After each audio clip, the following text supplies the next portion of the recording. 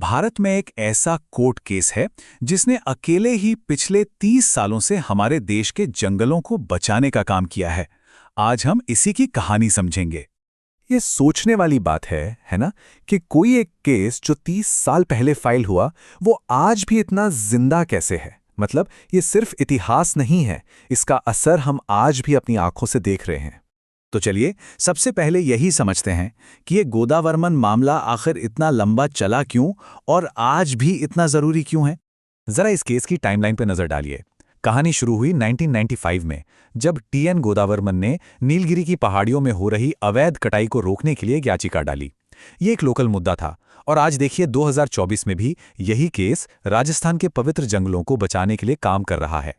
अब सवाल ये उठता है कि भाई सुप्रीम कोर्ट एक ही केस में दशकों तक कैसे शामिल रह सकता है। तो इसका जवाब एक कानूनी कॉन्सेप्ट में छिपा है जिसे कहते हैं कंटिन्यूअस मैंडेमस।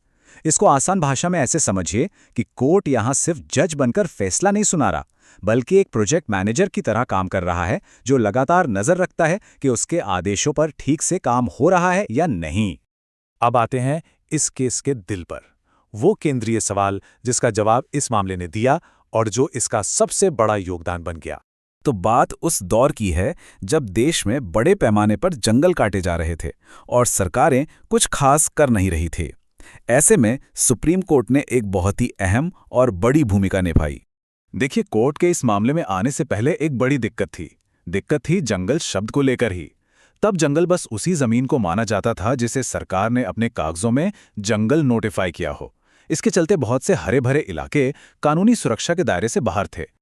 और फिर आया साल 1996 का वो ऐतिहासिक पल।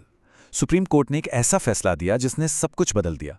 कोर्ट ने बहुत सीधी सी बात कही कि जंगल का मतलब वही होगा जो डिक्शनरी में होता है।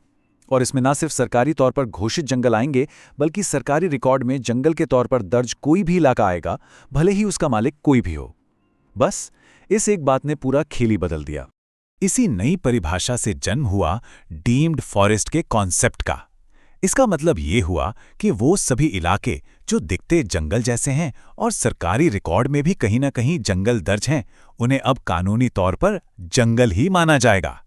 रातों रात देश के बहुत बड़े हिस्से को कानूनी सुरक्षा मिल गई। तो एक शब्द की परिभाषा बदली, पर इसका जमीन पर असर कितना जबरदस्त हुआ, चलिए अब वो देखते हैं। इस फैसले का असर वाकई बहुत बड़ा था।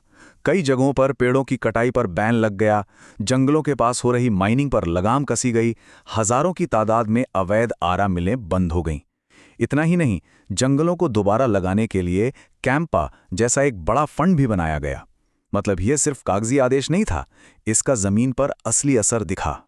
लेकिन जैसा हर बड़ी कहानी में होता है, ये मामला भी इतना सीधा साधा नहीं है। इसके कुछ बहुत मुश्किल और विवादास्पद पहलू भी हैं, और अब बात उन्हीं की करते हैं।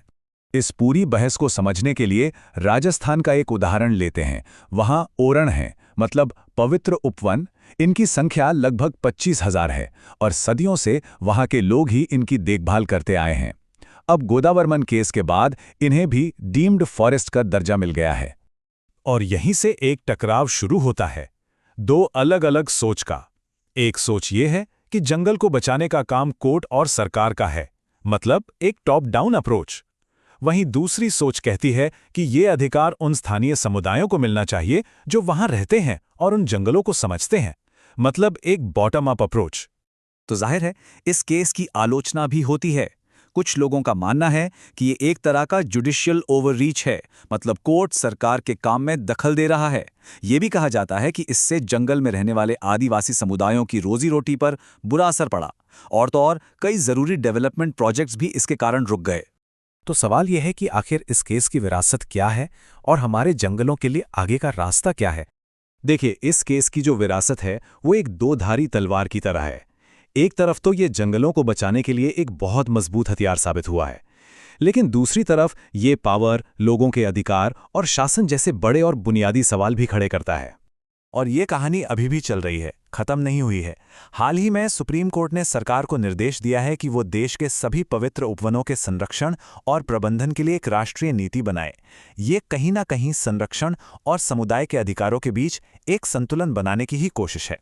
तो आखिर में ये पूरा विश्लेषण हमें एक बहुत बड़े सवाल के साथ छोड़ जाता है किसी जंगल का असली रखवाला कौन है? कानून बनाने वाली अदालत, नीतियां लागू करने वाली सरकार, या फिर वो समुदाय जो पीढ़ियों से उन जंगलों के साथ जीता आया है? शायद इसका जवाब किसी एक में नहीं बल्कि इन तीनों के सही तालमेल में ही छिपा है।